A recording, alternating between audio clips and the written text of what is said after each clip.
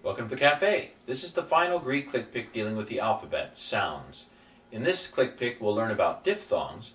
Diphthongs are two vowel letters that combine to make a single sound.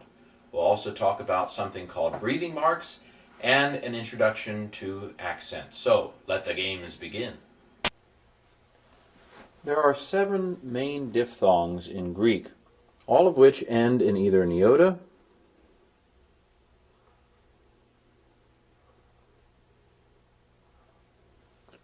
or an upsilon.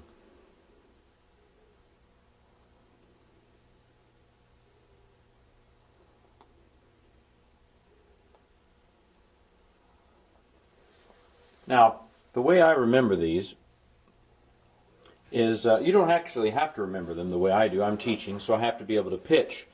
But you're a catcher.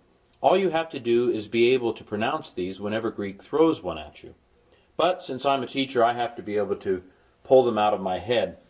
The way I remember them is I put an A, E, I, or U in front of either of these, and I thereby produce all of the diphthongs, the main ones. So, for example, A, if I put an alpha there, I've got the alpha iota diphthong.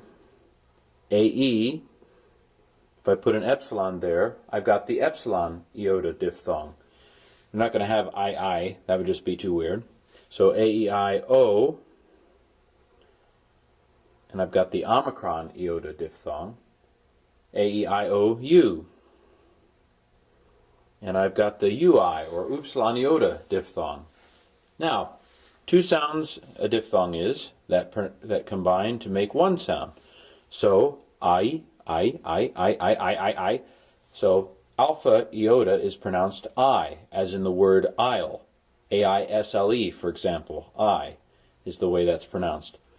It's pronounced like the A in fate. This one's easy. Oi, like oil. And then we, like queen, like the UE in queen. We. So there you have the 4 diphthongs that end in iota. I can do the same thing down here to remember these, A, E, I, O, U. I'll start with an A. That's pronounced ow, A-U, alpha upsilon, ow, ow, ow, as in cow. A-E. If I were a classicist, I would pronounce that eu, as in Evangelia, the Gospel. However, since I'm not a classicist and we're learning New Testament Greek, let's go ahead and pronounce that U as in feud. I think that will work out better. A-E-I, there's no I-U. I don't know why Greek doesn't like I-U, but we'll move on.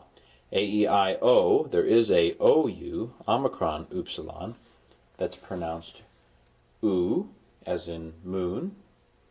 And then there is no UU. So those are the 7 main diphthongs in Greek. I, A, Oi, we, ow, U, and U. And basically the idea is just whenever Greek throws that at you, see if you can pronounce it. So your assignment for this particular lesson will be to go back to Mark 1 through 8, the text of which is linked to this lesson as well, and pronounce everything. Pronounce all the words. Pronounce all the sounds. I should mention, to fulfill all righteousness, that there is a very unusual diphthong, eu, eta upsilon, that occasionally appears in Greek, and you might pronounce it eu, and that would be fine. But we're not going to see it in this course of lessons, so you don't really have to worry about it.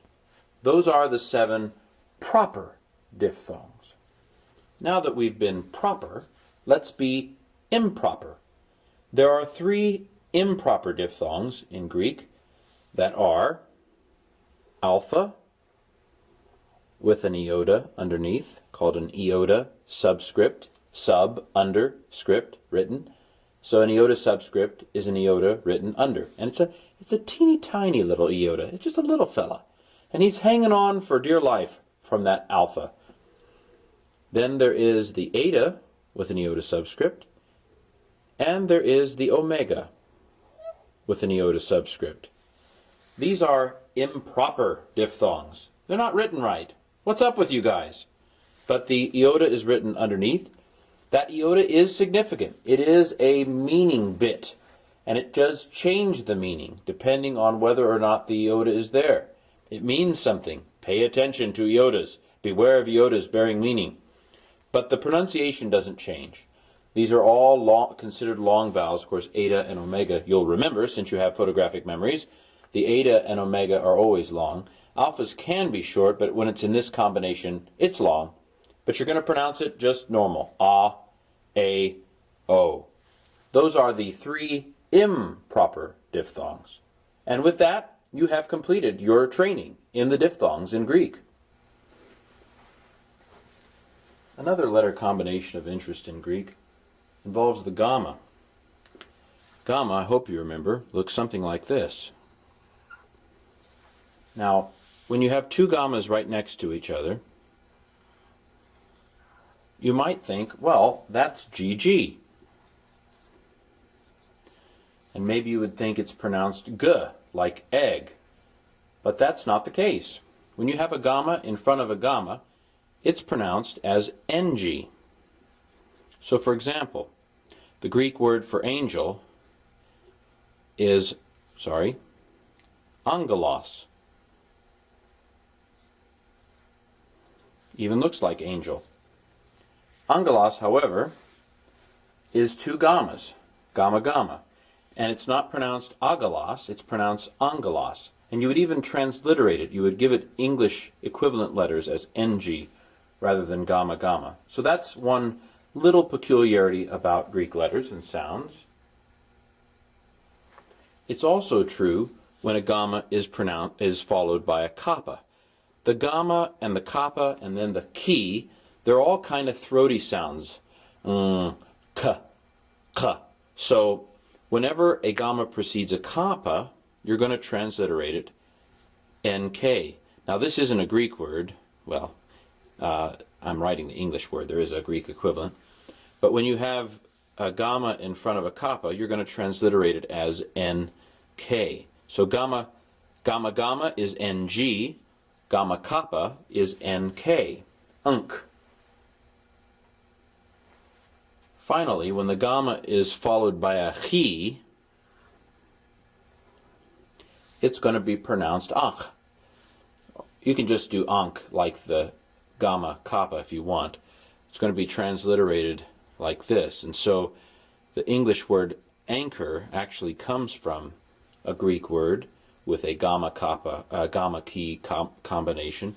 Anchor, anchor. That kind of sounds like the gamma ki combination. So when you have those next to each other, you're not going to pronounce it or transliterate it gamma GCH. You're going to pronounce it NCH. Again, ours is not to question why. Ours is just to memorize or die. And that's one of the main kind of pronunciation quirks about Greek, involving the gamma. The final thing that we should mention in finishing up sounds are accents. Greek has 3 accents. These are not really that important. There are some very rare cases where you need to know them.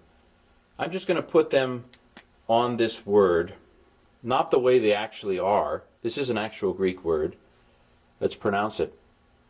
As it stands, I, a diphthong. This is an R, remember. I, re, O. This particular word actually has a rough breathing mark. Remember, rough like the sea, and so you put an H on the front.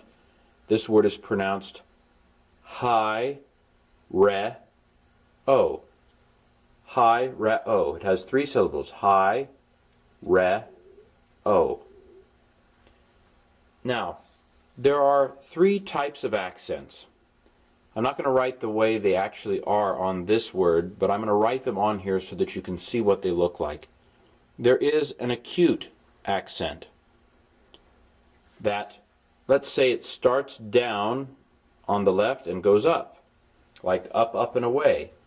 In ancient Greek, it probably was a rising sound. Some languages change tones. Hi. I don't know that they did that. We're not going to do it. I'm certainly not going to do it. I think of the accents now as a kind of stress, telling you where to emphasize the word. So if this was the way this word was accented, I would pronounce it hi re-o. Now, if the accent were here, here's another type of accent called a circumflex. It's kind of like a hat. If the accent went here, then I would pronounce it hi re-o. Actually, that's something like how it's pronounced, although it doesn't look quite like this. Then there's a third accent called a grave, which is kind of like a coming down. The end, and it only appears on the final syllable of a word. And it's kind of like, okay, I'm coming off this word, I'm cooling down. Oh, it's kind of like a going down sound. Think of it as starting high on the left and coming down. So it's kind of like the grave goes up, the circumflex stays up, and then the grave comes down. And let me show you that if I divide this up into syllables, the acute can go anywhere it wants on the last three syllables. It can be hi re-o, it can be hi re-o, and that's actually what the real accent of this word is. The real accent of this word has an acute accent on the second to last syllable, hi re-o. Not real important to life, but something to teach you. So the acute can go on any of these three last syllables of a word. The circumflex can only go on one of the last two syllables if there is a circumflex. It'll either go here on the last one or there. The grave is only on the last syllable. Now, some of you are thinking, I don't understand. What's this all about? And the answer is it's not about anything. It's just three different kinds of squigglies that Greek has, that Greek says can go in one or another places. Ours is not to question why. Ours is just to memorize or die. And you don't even have to memorize this. If you really want to know about accents, there will be a accent and capital letter click pick in track 2. And if you're really interested, you can learn it there. But really, knowing the accents and the very complex rules about accents is not really that important to being able to translate the Greek New Testament or understand it.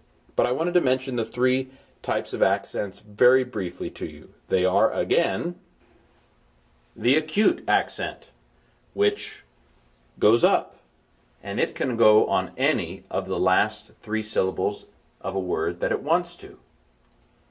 The circumflex accent, which is kind of like a hat. It can go on either the second to last or the last syllable of a word.